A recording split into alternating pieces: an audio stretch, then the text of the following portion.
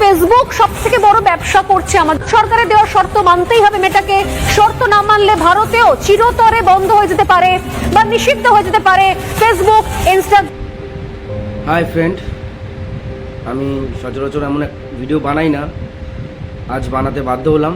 একটা নিউজ দেখলাম, নিউজটাতে শুনলাম ফেসবুক আর ইনস্টা নাকি বন্ধ হয়ে যাচ্ছে।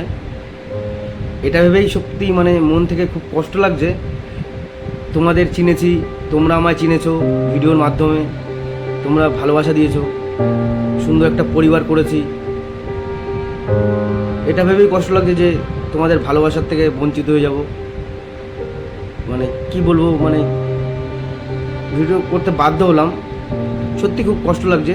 জানি না এই নিউজটা ফেক না কতটা সত্যতা আছে, বারবার নিউজে দেখাচ্ছে, এই কারণেই আমার ভিডিওটা করা। আমরা মানে ছোটোখাটো ক্রিয়েটার মাত্র, খুব একটা আর্নিংও করিনি, করতে পারিও নি। আর ভাবো মানে বড় বড় ক্রিয়েটারদের কথা, তারা মানে অনেক বড় বড় ক্রিয়েটার আছে, তারা জীবন জীবিকা করে এটা করে, তাদের কথাটা একটু ভাবো। তারপরে কিছু কিছু বয়স্ক বৃদ্ধ মানুষও আছে,